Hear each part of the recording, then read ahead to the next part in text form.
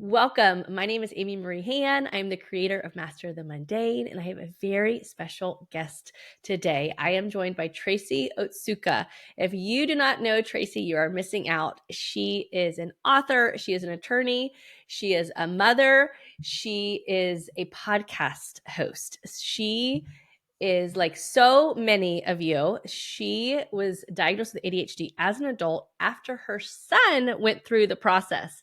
And that then led her down a rabbit hole of understanding ADHD, becoming a certified coach, and then just unleashing her brilliance on the world to empower and encourage women with ADHD. Her podcast is called ADHD for Smart Ass Women, and she brings such a unique perspective as a very intelligent, educated, smart, ambitious woman that also has a very differently wired brain. She is now actually released a book of the same title, ADHD for Smart Ass Women. So today she's going to share with us a little bit about her story, share with us just some nuggets from her book and from her podcast to inspire and encourage us. So, Tracy, I am so glad that you are here. Please, I know I just gave a very simplistic overview of you and your life and your story. So please just share a little bit for those who don't know you and don't know your background, kind of how you got here and whatever Yeah. you'd like to share about your ADHD journey. I don't know how I got here. How did these things happen, right? So it wasn't long ago that I had a 12-year-old son who had been newly diagnosed with ADHD, and I did not understand what ADHD was. So this was 3 years in the making. He had been through occupational therapy. He had been through oh my gosh, visual processing therapy. They just couldn't figure it out. And his teachers couldn't figure it out either. They would say things like, he is so bright, but he just doesn't seem motivated at times. They didn't understand. And neither did the clinicians that we were working with. They didn't get that it was ADHD. So lo and behold, he's 12 years old. We put him through this whole battery of, neuropsych testing, and he is diagnosed with ADHD. And I'm thinking ADHD means you're not very smart, you're all over the place, and you are not destined for much success in life. I didn't know what it meant, and it made no sense to me. So we hired a local expert. She was supposedly, knew everything about ADHD, a psychologist. And she met with us 3 times, the first time with just Marcus, the second time with the whole family, and then with my husband and me. And she sat us down. Thankfully, he was not there. And she said to us, your job as his parents is to reduce his expectations so he won't be disappointed in life. And I don't know why you would say that to any child. I don't care if your child has intellectual disabilities. You do not say that, right? If your goal is here, you're probably maybe you're gonna reach it. Maybe you're even gonna surpass it, but you're more likely to be just under it. So if your goal is here, you're just, it made no sense to me. So for obvious reasons, we never went back. And I started to do the research on ADHD for myself. I had to understand it because my son was nothing if not ambitious. I mean, from the time he was a little kid, he was talking about his future and what he wanted to do. And we would catch him, at 8 in the morning on the computer researching, how do I get into Harvard? Like, what 9-year-old child does that, right? When he was really interested in something, he didn't just know a little bit about it, he knew everything about it. So one of his interests was World War II. He knew every single battle, he knew everything that happened. Another was baseball. And he was 7 years old at the time. And he was with a friend of ours, and they were in the stands in LA somewhere, and there was an older gentleman sitting next to him at a baseball game, and he just started to talk baseball with this older man. And my friend, who's really brilliant, he was shocked. He said he knows everything about every statistic, and it's not just the old timey. Yeah, I mean, it's not just the current baseball players. It's baseball from the start of time. And he was 7, so I knew this kid. He was bright and curious, and interested and interesting. It just didn't square. So I started to do all the research, and I started to figure out what the ADHD brain looks like. And lo and behold, 8 months later, it took me 8 times. and a second reading of Driven to Distraction to finally see myself in ADHD. Everything clicked, and I'm like, oh my gosh, he got his ADHD from me. And then I started to look at my family, my siblings and my parents, and I was like, okay, this is exactly, where he got it from. So I just started to do what many of us with ADHD do. I started to go down this rabbit hole when we are interested. I wanted to learn more about ADHD. I wanted to put guardrails on my learning, meaning that I knew if even one person, for example, listened to my podcast or joined one of my Facebook groups and got value out of what I was learning, then I would keep going. So I started a Facebook group, which, blew up. We're close to 100,000 members. And then right after that, I started a podcast. What I really wanted to do was the podcast, but it was safer to start the Facebook group first, right? But within a couple months, I realized that, because what I would do is I would run these little trainings about what I had learned about ADHD in the Facebook group.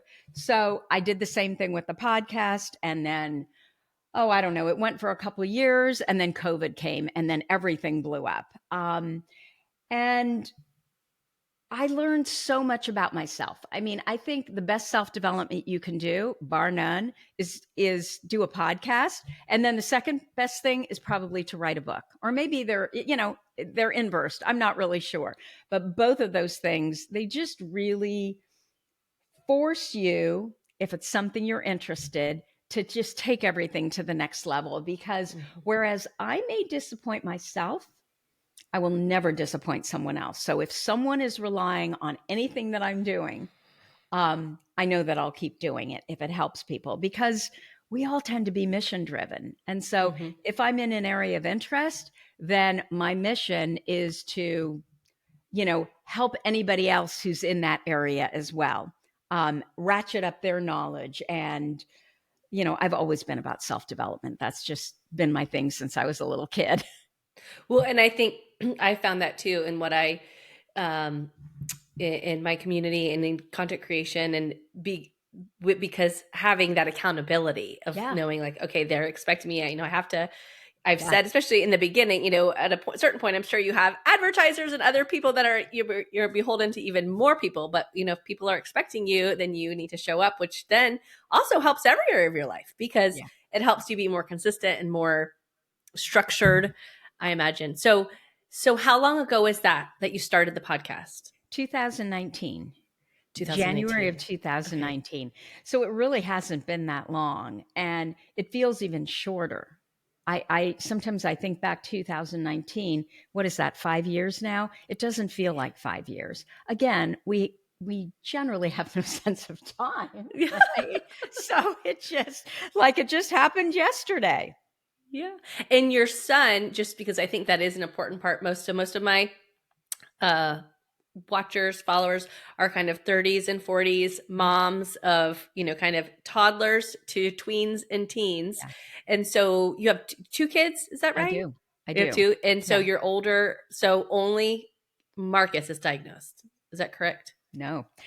So my daughter is the older one. My daughter was literally the model child. Like, we would joke around that I mean, this is child abuse. I know this now, but we'd be in France and we'd take her to these, restaurant, 3-hour, big deal, French restaurants. And you know how the French are, they sit around and eat all day. And they really know how to enjoy a meal. And she was 3 years old, and she would be sitting right there in the seat, and everybody would be walking by, and oh my gosh, what an amazing child. And she was like having fun. It wasn't like she was tortured, right? And she was holding court, and she'd be talking to everybody. And we, my husband and I really thought that, oh my gosh, this is because of our amazing parenting, and then 3.5 years later, we got Marcus. And we did everything. We tried to do everything we did for Ataya with Marcus, but it did not work. It had nothing to do with our parenting. What it had to do with is she came out the way she was. That is how she was, and that is how my son was. So my son was diagnosed, and my daughter is a lot like me. So did very well in school. She would be the valedictorian. She was always striving, always working hard. It was really important for her to do well in the way that society believes doing well, how that Mm-hmm. looks. And she is now in law school. Both my kids are in New York City. My son is now we can't believe it. He is graduating from NYU in May. He's had 3 majors in 4 years. We have no idea how he's going to graduate, Oh my but he goodness. is still very ambitious and still very curious, loves to travel, all that kind of stuff, anything that's new. My daughter, however, was kind of on the straight and narrow path. And, I don't know how many internships she had in college, but I want to say like 8. I mean, she just was working all the time and ended up going to law school. She is her first year, a 1L, and it was just too much.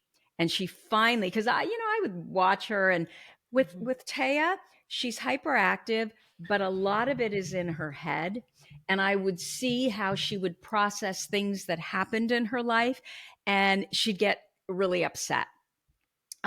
She's also, whereas my son is kind of emotionless, he's a little bit like me, where things don't really set him off, Mm-hmm. um, versus Atea, she can get very discombobulated and run around like a chicken without a head. And I remember observing this and thinking, I bet you there's ADHD. I just see it, and Mm-hmm. this all started happening around puberty.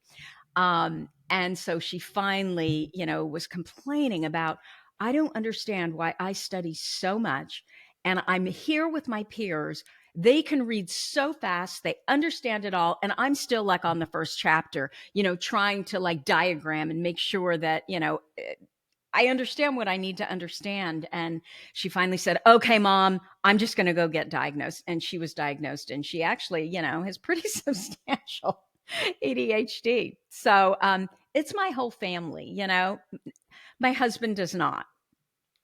That's, I think so many. My husband is diagnosed. I was diagnosed as a child, but which was very atypical.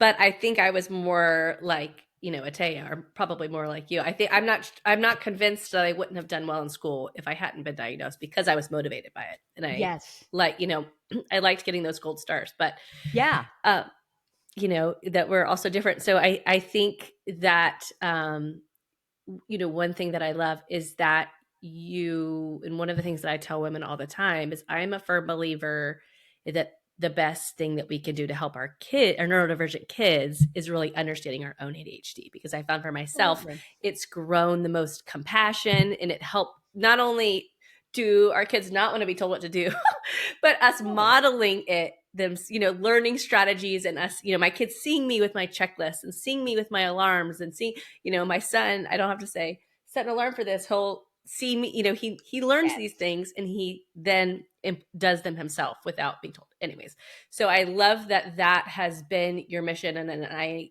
can see how that has empowered and helped your kids. I think making that switch and choosing to do the internal work, and then, because it feels like when your kids are neurodivergent, and that there's so much information, and feeling like you need to become a occupational therapist and a physical therapist, I think it's very empowering to see how you have focused on yourself growth in your personal journey, and in your mission of this vision that you have had in, writing your book and leading your podcast and pursuing this personal growth, and then also how your kids are doing so great, how they have launched. So I think I just want to recognize that, because it's powerful. And let me tell you a little story. So, in keeping with what you're saying, I've always been about challenging the status quo. That is my number one value.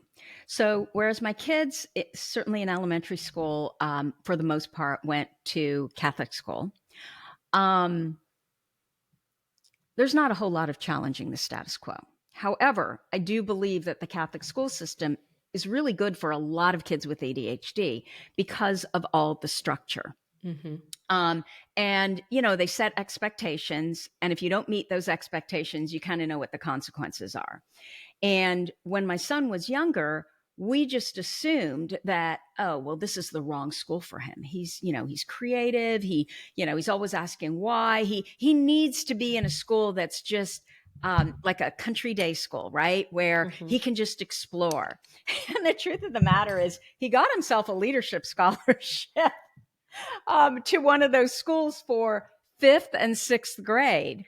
And by sixth grade, he came back to us and said, I want to go back to the Catholic school. And we're like, why? And he's like, it's a mess over there. I can't handle it. The way the kids come into class, it doesn't matter how they come in. They can come, sliding in on the desk. They can come running in. He's like, there's no organization. And so it stressed him out. I'm not saying that wasn't a good way to learn. I'm just saying for him, it wasn't a good way to learn.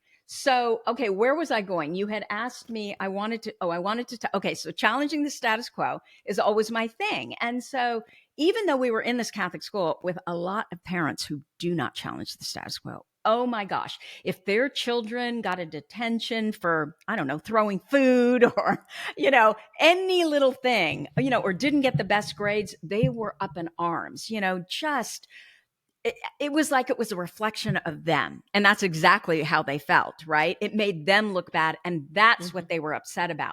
And those are the kids then that just start pushing back.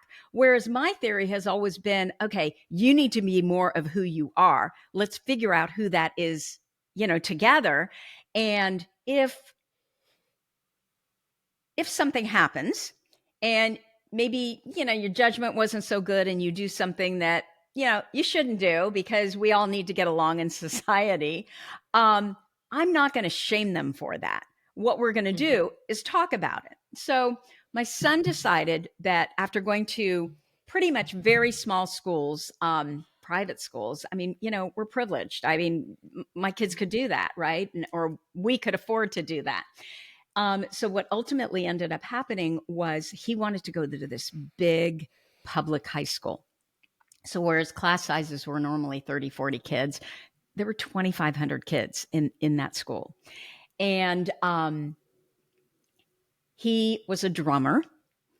And he got into what they called the Art Quest program. So it was for, creatives. And the school was so impacted that they ended up cutting funding. And what am I trying to say? So he was there were 11 drummers in this class of, Art Quest. The creatives, yeah. Yeah. And so what they ended up doing was they didn't have the funds. So they threw those 11 kids in with the sophomores, the juniors, and the seniors. My son is very socially, like that's his gift. Like everybody likes him. He's funny. He's really good in that way. And so what ended up happening is he made friends with the seniors. Well, they took him off campus. And I don't even know how to say this, like what the proper, description is, but he basically smoked weed in a bong off campus. Came back to campus. He was in math class, threw up in math, which is just, and we weren't here. We were in Silicon Valley, which is like a 2-hour, commute. We were on some business stuff. And so my sister had to go pick him up. And I remember the vice principal calling me and say, well, your son is really sick. He's in the nurse's station. I'm like, oh my God, what's wrong? He's like, he's stoned. And I'm like, wait, what? My son? This doesn't happen in our family. Like, are you kidding me? And she said, and she, once we met her, she was like struggling not to laugh too, because the whole situation was so ridiculous. And, certainly I could have been asking, well, where the hell was the teacher? Why is he allowed to go off campus in a car with all these seniors? Because they had snuck out of class and there were, many of them. It wasn't just a few of them, but nobody was watching anyone. And so we get back and, initially I was just like, you've got to be kidding, Marcus. That was what I was going to say. I walk in the room, I look at his face, and he was so humiliated and so upset at himself. There is nothing that I could have said that would have made anything better at all. And it wouldn't, there was nothing more he needed to learn, right? I didn't need to shame him further. And I remember I just walked off over to the couch and I just hugged him. And he just started crying. And my kid, as I said, is very unemotional. Like he does not ever cry about anything. And that's when I realized that, sometimes with ADHD, you're impulsive. You're looking for the dopamine, right? You're looking for that thing that is way more interesting than sitting in band class, because he really wasn't a band kid. He was a rapper.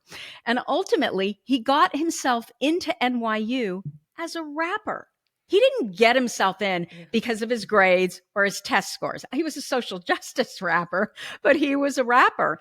And so and he was a really good audio engineer, because he was so good at that, he was like hanging around kids that, sadly, they didn't have the privilege that my son had. Mm-hmm. So it was much more likely that they were going to get themselves into trouble. And some of them, they're not alive anymore. Some of them are in prison.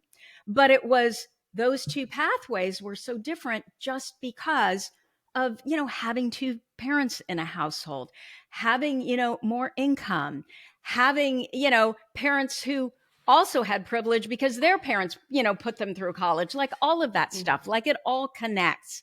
And so all we know with ADHD is, in order to be successful, you need one adult that truly believes in you no matter what.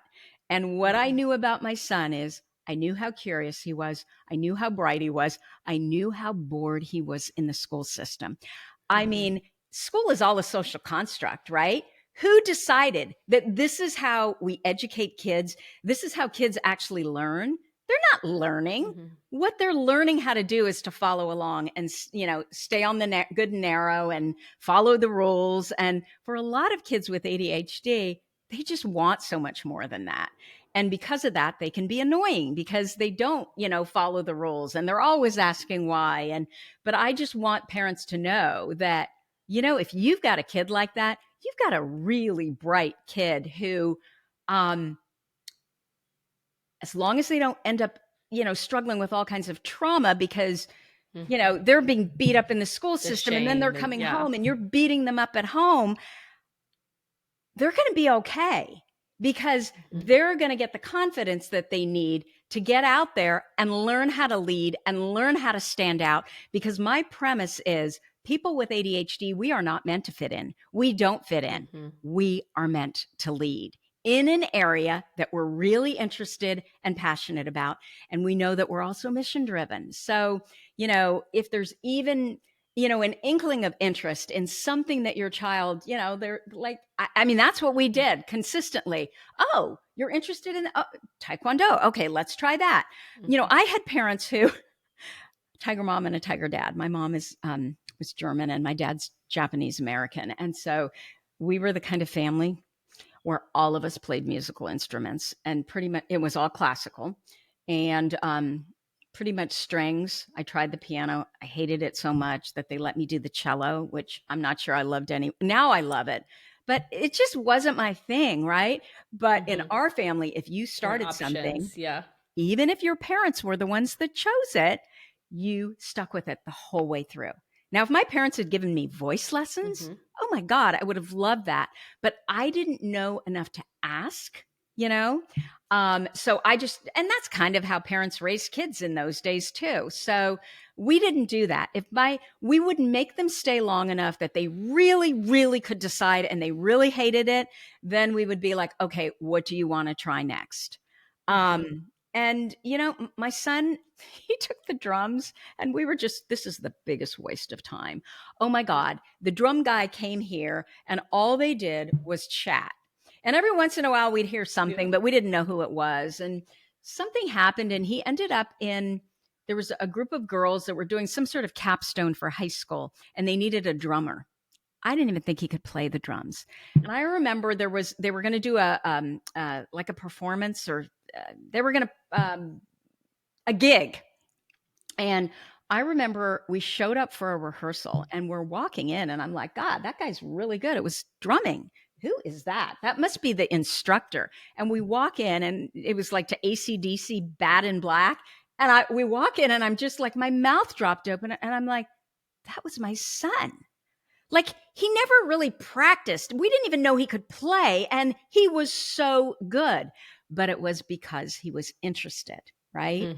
So, yeah. Well, one thing that you said that I want to pull out is, especially, having a parent that really sees them and believes in them. And there's a couple things, one of the things that I believe and encourage moms to do is, doing that self work is matters, because the way you talk to yourself is the way your kids learn to talk to themselves too. Yeah, So it's really hard totally. to help a kid love their brain if you don't first love to learn to love your brain.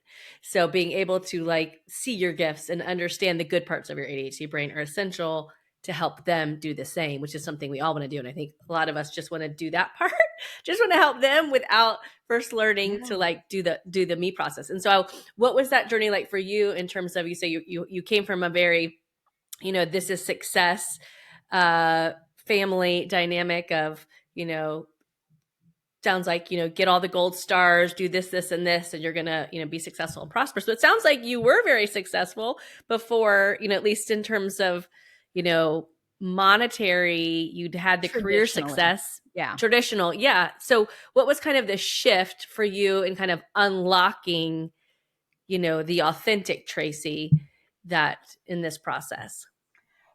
It was probably entrepreneurialism. So my number one value, as I said, is to challenge the status quo. And it's always been that, which can really make you a black sheep in a family where no. And I don't want to give the wrong impression. I mean, my parents were fantastic parents. Different. It's a generational thing, right? And obviously they really loved us. And so they wanted us to be successful. And they thought that if you're successful, that means you're happy. And we know that's not true, right? I mean, some of the most successful people are so incredibly miserable because it's all about achieving rather than just really appreciating and loving who you are right now in this moment with all of your gifts. So I think I always had this bent of not being willing to go along and following along and never really feeling like I fit in because I was usually the person asking why. Now, I'm pretty good. The EQ, I've always been very good Mhm. with that as far as reading other people. So I could tell when enough was enough, right? And I kind of had to temper it. But still, it was what I've noticed in my life is, for example, so I went to Catholic school too, and I went to Catholic school starting in junior high school. My elementary school years were extremely successful. And then I went to junior high school, wanted to wear nylons, which we don't wear anymore, really. Nylons, makeup, and go to dances. And my grades went from like A's all the way to B minuses, every single one of them. So my parents pulled me out of that public junior high school and put me into Catholic school. I don't think the education was any better in that specific school. But there was so much structure that, again, I did really well, right? But I never quite felt like I fit in because, again, I'm always asking why. So I was challenging everything. I remember getting kicked out of Bible study because in college, because I was always at, well, why? Well, how do you know that for sure? Can you, and a lot of it is faith. And it's like, you can't really explain why. So, I just remember in my, like, when I felt really comfortable, like I was with my people, and when I didn't. And so through college, pretty good. And then law school, and as a lawyer, I felt totally like, okay, these are my people. I mean, and a lot of law too is very structured, right? You're talking Mhm. about the law, and that's what dictates what you can or cannot do, or should or shouldn't do. But I still felt like with lawyers, they're second and third level thinking, and they like to argue and debate. And that's kind of who I was. So I felt, okay, I'm with my people. Then when my kids went back to school, it was so interesting. Again, Catholic school. And I don't have anything against Catholic school. I think for the Mhm. right kid, it's actually brilliant. And the school that my kids were at for elementary school, I really liked that school. And I really liked, for the most part, the teachers, and I adored the principal who had a son just like Marcus, which is probably why. So she understood. But once I got into that school, it was more my struggle, frankly, with the parents, because again, I was not the kind of parent that would get all upset about, that my kid wasn't being a good reflection on me. Like, I just didn't care about that. What I cared about is that they were really passionate about learning, would get out of the box and try different things. And there was less of that was encouraged, not necessarily with the school, but it was more the parents, that they just, it was really important that everybody just fits in and does what they're told. So this is a very long-winded way of coming around to, I've always been like this. But what really solidified it for me is, so I practiced law for about 5 years. And then I started a high-end women's wear company. 60% of our business was Saks, Neiman's, and Nordstrom. I knew nothing about fashion. I knew nothing about design. But because of my background, what I knew how to do is get a lot of press. And so I made a lot of mistakes, and I had a lot of good things happen. And what I learned was that there is no such thing as a mistake, right? You either learn, or the good stuff happens. What you wanted to happen happens. Or you do nothing, or you don't try. Well, and then you're not really an entrepreneur, right? Right. I mean, then don't even bother, because then you're just going to beat yourself and feel bad about yourself. Mm-hmm. But there's usually a reason why you're stuck in that learned helplessness. Like, there are things that you want to do. And a lot of times it can be ADHD. It can be the trauma of having ADHD and being fearful of constantly having been told that, oh, you did this wrong. You should do it this way. Oh, so you over time, what happens is you no longer trust yourself. You no longer believe in yourself. And if you don't trust yourself, nobody else is going to trust you, right? Then they're going to start telling you what to do. And so if you have ADHD, we know we do not like to be told what to do. And so I would rather learn what not to do by doing what not to do. I mean, the key is you just don't want to make that same mistake over and over again, right?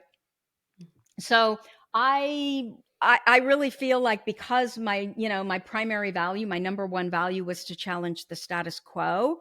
I had this fearlessness. I am extremely hyperactive. And I had this fearlessness. I was more worried about not doing the thing, about staying stuck, about getting old and not having lived my life to the fullest. I don't know what the quote is, but I remember reading a quote that, I want to end life, just sliding in at the last minute, dirty and bloody and all of that stuff, because I have experienced life to the fullest. And I think when you approach life from that vantage point, that is where the confidence comes from. We're not born with confidence. People think, oh, well, you're either born with it or you're born without it. And that is so not true. Where the confidence comes from is consistently failing or learning and knowing that no matter what happens, you can handle it, right? It's the resilience, it's the grit. And when we're talking about ADHD, a lot of times the more hyperactive combined type, if we're talking to women, that's what I am too. That's me too. They're the ones that, are much more fearless about learning and maybe, running into a problem and then just figuring it out, versus the inattentive women. A lot of times they can be so in their head that they get so paralyzed around doing anything. And then they're beating themselves up about the fact that, oh, well, even if I got this thing for free, I'm not doing it. Well, I think a lot of that is they don't know what they should be doing because they have so many ideas.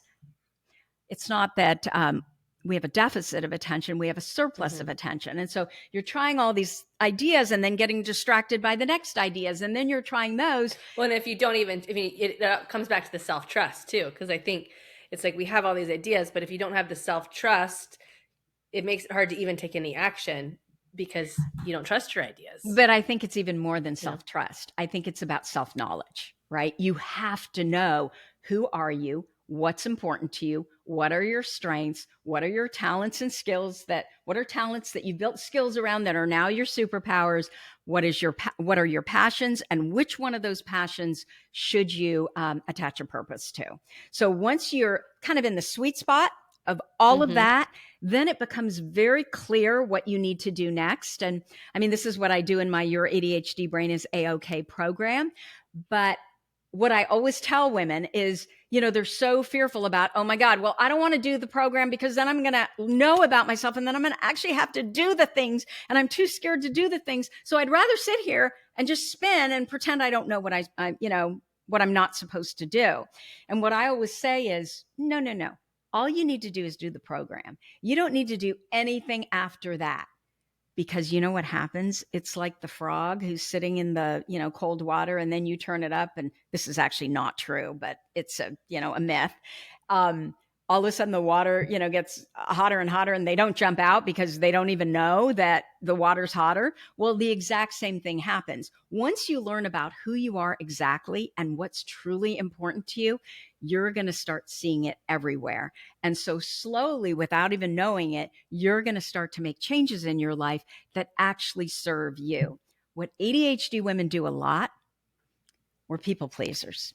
And so Mm-hmm. our goal is to make everyone around us happy. And we think that if everyone else around us is happy, then we're going to be happy. And in truth, what you're doing by living everyone else's values and what everyone else wants, you're living everyone else's life. And usually you can do that until about your mid 40s. And then the wheel kind of Mm-hmm. comes off the cart. Mm-hmm. Well, it's part of the one of the things that I in our community we talk a lot about is stimulation and how it's something it's not optional. The need for the both mental and physical to be doing the thing that you're supposed to be doing. And I think for a Yeah. lot of moms in particular need permission to pursue it. And one of the things I say a lot is that there's a process. You have to give yourself room for trial and error, because I think a lot of times they think if they don't have the business plan all figured out or the monetization figured out, that they can't justify the pursuit or the trial and error because they don't value it for the process. That understanding that you're not, sometimes you have to start. But it sounds like in your book you uncover some steps to really help guide people in that process of kind of finding their thing. What can you give just a little overview or some insight into that? There's the shame, and then there's the ADHD shame part, which I think is the first part of being able to really see the good and know that you aren't all the struggles, that you have to see the good, but then also really understanding the importance of finding your thing and Yeah. follow it. I mean, I truly believe that ADHD brains are creative geniuses and Yep. that we have so much to bring the world. And if we each uncovered our unique purpose and really intentionally pursued it, that the world would be a better place, because we Oh my bring so much good gosh. to the We world. should run So everything. And I think that is, and I say that I'm yeah. serious. Like the best politicians that I've met, I swear they're women and they have ADHD, right?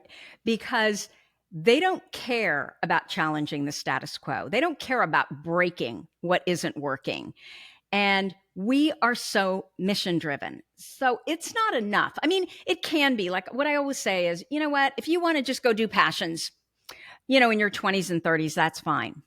But once you get to your 40s, you start to really, you need more than that. And that is part of the reason that you're jumping from one thing to another, because Mm-hmm. there's no really mission behind it.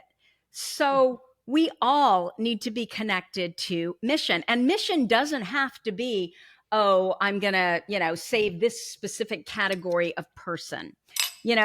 It can be anything. It can be the environment. It can be animals. It can be, but we need something greater than ourselves. And everybody gets all wigged out about purpose. How am I going to, how do I know it's my purpose and it's not her purpose? And I think it's my purpose and I spend 10 years on it and, blah, blah, blah. No, it's not that hard. Purpose is just one of your many passions that you can attach a side of service to, meaning who can you help work through one of your many passions. So it's something Mm-hmm. you love to do, and you're going to help someone else using that thing that you love to do. So for us, well, I don't know what yours is, although clearly we're both really interested in ADHD. Mm-hmm. But for me, my purpose is to show people who they are and inspire them to be it. And I can trace that back to when I was a little kid. I was the kid whenever, like, friends' parents would be going through a divorce, or they're struggling in school, or kids were mean to them. I was the one on the rocks in the playground, like basically, playing coach, like Mm-hmm. what are the things they could do? Like I couldn't handle just talking about it. It had to be, we could talk about it, but then, okay, what are we going to do next? And I was literally like that in second grade. Mm-hmm. So I really believe that we trace our purpose all the way back. It's always been there. And it needs to involve something, some sort of a mission. Mm-hmm. Well, I love that. I mean, because like we mentioned earlier, just even with the podcast, how when there's that service element, Yeah. it brings the accountability as Yeah. well too, and it keeps us doing it. And I found that 100% in creating that. It's like it has to be about. I tell this to my husband all the time. Whenever I get into a rut, it's always because I'm trying to focus on selling instead of serving. Whenever Yeah. there's always joy, and then when I'm thinking about how can I help other people, it's so much more joyful. It's so much easier to be consistent, and I'm so much more creative. I mean, it's just Yeah. it is a it's how it works, that when we focus on serving. And I truly believe that too, that the ADHD community, from the women that I've worked with, are very values driven, very purpose driven, Mm-hmm. don't really, which is why I love them. I think Yeah. part of my purpose is I had this conversation the other day, and someone was asking me about like why I do what I do, and I'm like, I love the women. I truly love helping them and empowering them, and because I love being the cheerleader, believing that they have unique purpose. Well, you can You know, see their brilliance before they can see it themselves. And I think that is the beauty of community. Um, at this point, I've met thousands of women with ADHD, and I will tell you, bar none, every single one of them has been truly brilliant at something. Not just, oh, she's good at it. I mm-hmm, mean, brilliant. And so when I hear about all the pathology, all of the weaknesses, all the things that we should not be able to do. And yeah, I mean, I will always suck at time. I have no sense of time whatsoever. I could be on this talking to you for 3 hours and it would feel like half an hour. You know how that is when there's mm-hmm. when there's a connection. But I can't even remember where I was going. Sorry, word hole. We're talking about women and how you've met so many women, But and we were talking why? about Why was I service. talking And about that? I guess my point was just that to focus specifically and only on the pathology, I just don't get it. mm-hmm, There's a study that as far as I know, I'm the only one who's ever talked about it. There's a study out of Canada that came out in 2022 that showed that 43% of all people with ADHD are in excellent mental health. Okay. And it was a big study. Why is no mm-hmm, one talking about this? All we hear about is all the negatives, all the weaknesses. And honestly, for every, weakness, okay, maybe some of us are more emotional or sensitive. And I wouldn't say I'm emotional, but I would say I can be very sensitive. And it's, we're such creatures of mm-hmm. specificity too. So it'll be something like I will see something on, I don't know, television about a child and something that happened to a child. That's why I can't see any Oscar winning movies. And I will feel absolutely devastated by it. And someone can say, oh, well, you're just being sensitive. So, like my family will want to go see a movie. And I'm like, nope, I can't see that one. Can't see that one. I'm a pain in the you know what. But whereas some people can say, oh, she's so sensitive, I would say, actually, I'm so empathetic. And Mm-hmm. why isn't that a strength? You know? So I just think for every weakness that's been pointed out to you, there is no way that I can't flip it and find an opposing strength, because that's just how Mhm. it works. It's a yin and a yang, right? So, yeah, I agree. And at the end of the day, we are people. Like, I think, one of the things we deal with a lot is, helping moms, giving them permission to find their unique way to do life, their Yeah. unique rhythm. And, I think there's a lot of shame in that. They're feeling like that you're supposed to do it a certain way, and, challenging the status quo of what their lives are supposed to look like, because we are all unique and we all have kids with unique needs. And now I can't remember exactly where I was going Well, with they that. all have But systems too. You may not yeah. realize you have a system because your system is different than the neurotypical system, but Mhm. you already have a system. You already have a way that you've made things work. So why not just expand and grow on that system that you've created for yourself? And And letting it be enough, and being confident that well, you are doing what you're supposed yeah, to be doing. because it's all Yeah. those typical productivity tips and tricks. I'm sorry, 99% of them do not work for me. And, if I hear one more time about atomic habits, I'm just like, nope, can't do it. Or habit stacking, or what's the other one? No, habit stacking I can do. Time blocking, that's the one. Where what, the week before I'm supposed to set up yeah, no, I don't want to do that. And so I can't do it. I won't do it. Yes. I totally understand. Um, the one thing that you said, one of the things that you said that I want to pull out that I really appreciate is you were talking about passions, because I think a lot of people I think something I have learned to accept about myself is that I have many passions. I will always have many passions because I'm a creative and curious person, Yes. which is a great thing. But I'm not trying to build a business off of every single one of my No. passions. So I think and not everyone can be that. I'll still always have things that are fun. I think people, can you just speak any wisdom? You talked about kind of picking one. I think people struggle with that. Like, how do I pick the one um, when they have so many different Yeah. passions? Well, and I Yeah. think the one is connected to your purpose. So you go Mm-hmm. back to your childhood. What were the things? Okay. So this is an exercise that I give out all the time.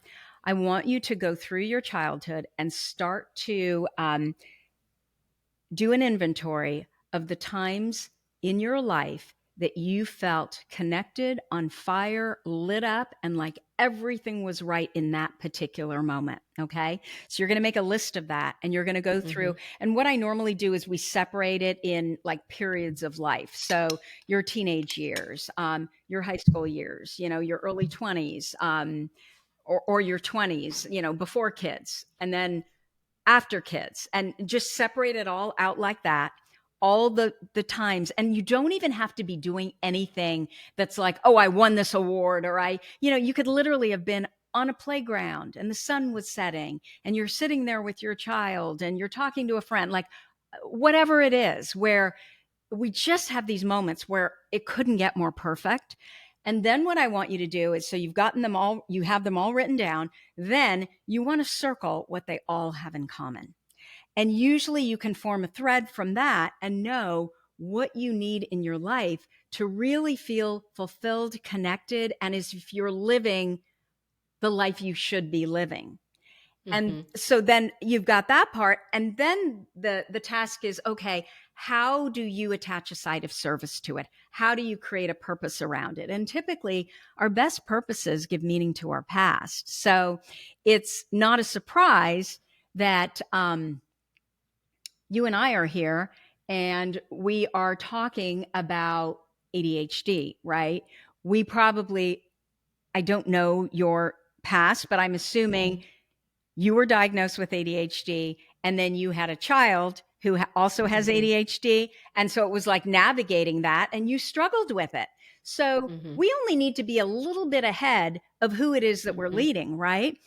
If we can provide the inspiration and ADHD people don't do motivation, we do inspiration. So if we can provide the inspiration so that they can see, oh, well, she's ahead of me and she Mm-hmm. seems to be doing better than I was doing. So maybe I will follow and see what she has to say. Mm-hmm. And I also think, um, I've 100% found that. And I think the how we kind of try different things because you have to kind of like it and enjoy it. I've tried different Yeah. things like, I still offer one on one coaching, but I found, I did it a few times and I'm like, I don't enjoy it as much. I mean, I like helping people, but there's this, I get off a group call and I'm like, You're love energized. it. I'm Yeah. so energized. And there's a different, Yeah. we try different things. I've tried jobs that I'm like, and then I'm like, oh, that is not a good fit. Hmm. The how, but it gives you a clear path. And once you Yeah. have like what your guidance and insight gives a path of pursuit to kind of work that out. And that leads us to the second. So interest is the most important thing. Like, what Mm-hmm. are you truly interested in? And sadly, our education system goes wide instead of deep. And so many of us have had to go through school. And if we struggled in school, we just start to think, well, I mean, if you have this one very clear path, this very clear interest, and you're forced to do all these other things, you start to think that, oh, I must not be very smart because look at all the things I can't do. And that is so not true. So the area of interest that, something that you really love.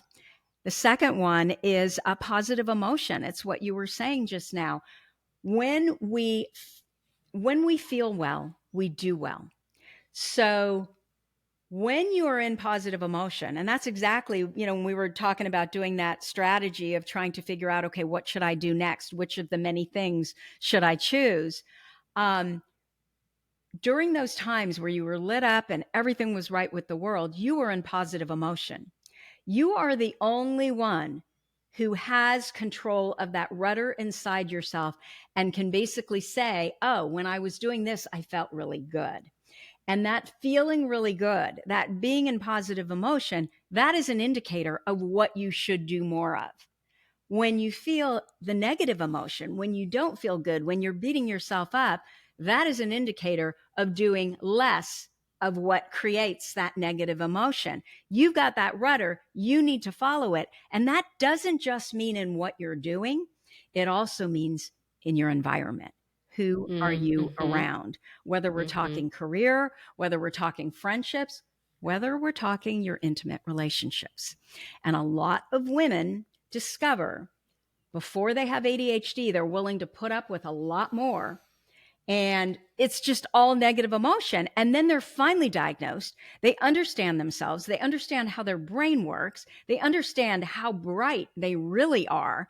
And it's like, no, I'm not putting up with that anymore. And so, if you're finally willing to stand up and lead and, not just fit in and try to make other people happy, that can really rock the boat. And I know in my programs, I've had a lot of women who have ended up not in the same relationship that they came in, that they started out coming in, because what we need more than anything, we know it with the kids, right? We already talked about that. But in our intimate partner is someone who loves and appreciates us exactly the way we are.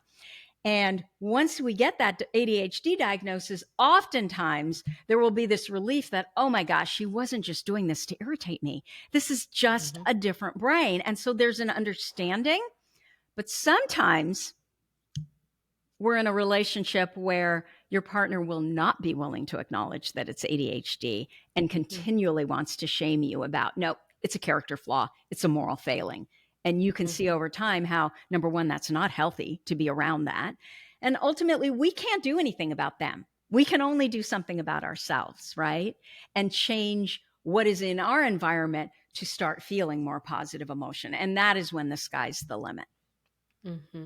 Well, I think also part of that unmasking journey is masking work takes a lot of energy. Yeah. So if you're just trying to please Oh, and fit in and, okay, well, what's everyone else doing? I'm going to do that. yeah. Then instead of like, oh, I had this crazy idea that, when you believe like, oh, I have that crazy idea because I'm an out of the box thinker and the world's going to benefit from hearing Yeah. my crazy idea, even though no one else is thinking this way because I have something to value to share. Yes. Once you start believing that and really living it and stop just trying to, you know, turn your volume down and pretend and hide, you have the energy to pursue your thing because Yeah. it takes a lot of energy to I was just pretend and I was just hide. talking to someone for this conference on diversity, equity, and inclusion, and so the whole idea was to bring more neurodivergent people into the company.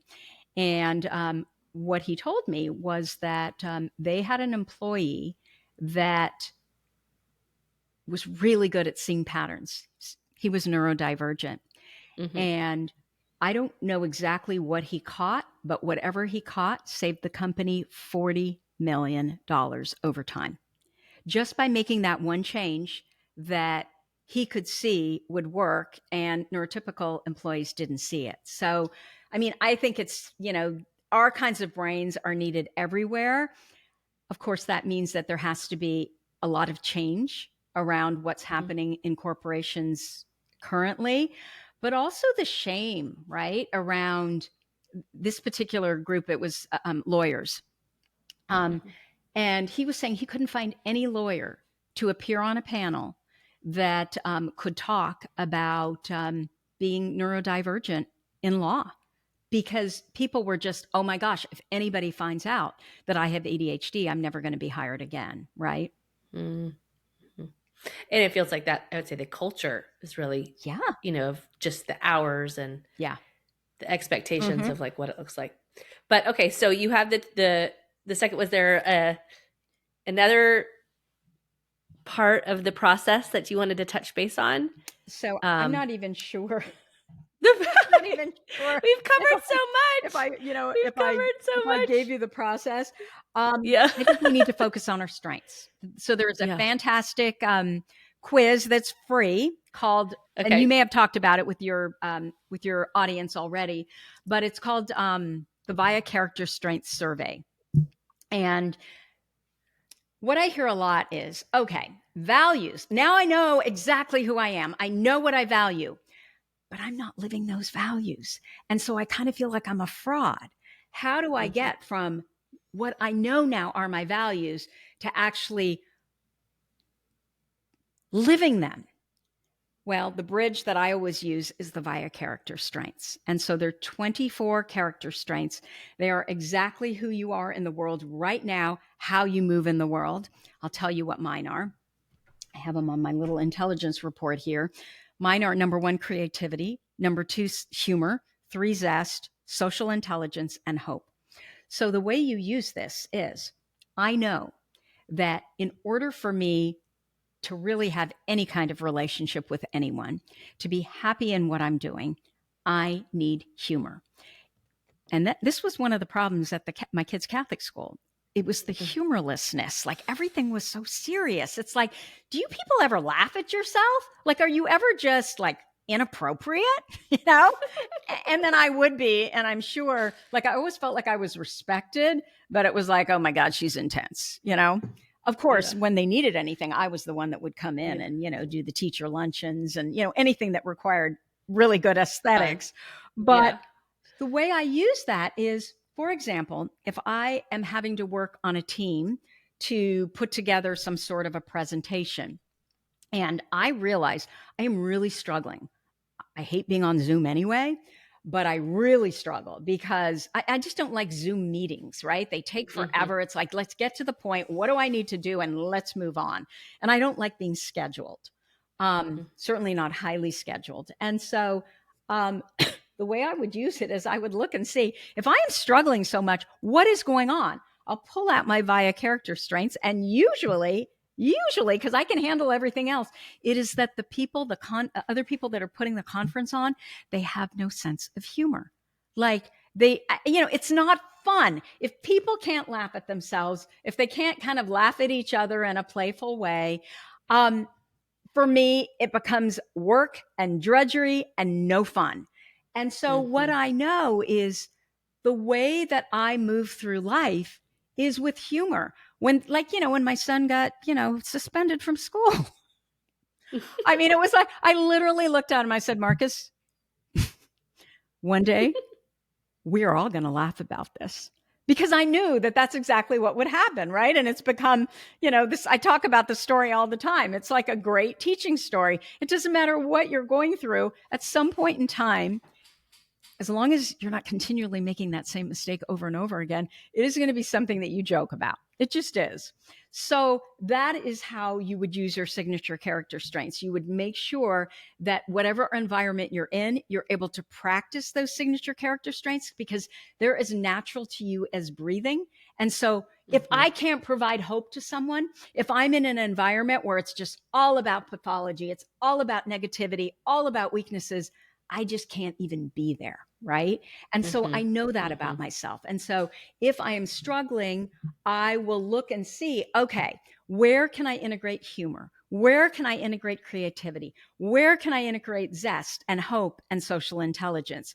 And the minute I do that, Mm-hmm. then everything gets better. So I would say really knowing what your character strengths are, because it's not something you aspire to. It is who you are. And we're all I love different. it. That is so They're all helpful. different. So I'll get that link from you. Can you say it one more It's time? the VIA Character Strengths Survey. And I believe the person who started all of this was it's Martin Seligman, who's kind of like the godfather of positive psychology. He runs the program at the University of Pennsylvania that it's a positive psychology program. Wonderful. Okay, well, I will link all of that.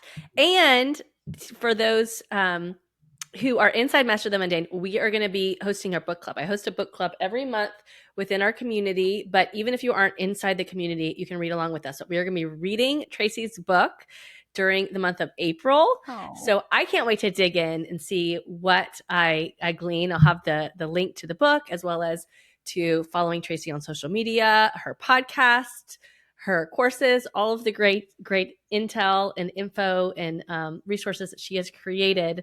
But Tracy, this was so delightful. I loved getting to know you and talk with you. Is there anything that else you'd add as we wrap up?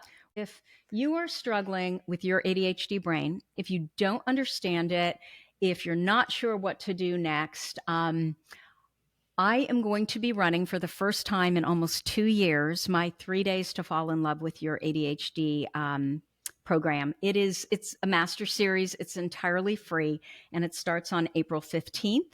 And they can find it at spyhappy.me/. Cool. I'll find the link and post that here Thank you. too. But thank you, Tracy. This was wonderful. Thank you so much for watching. If you are new here, please subscribe. Please like this. Please write a comment with a takeaway so we can learn from you and hear how this impacted you. Thank you so much. And Thank you, Amy. It was a have a great pleasure. day. Bye, Tracy.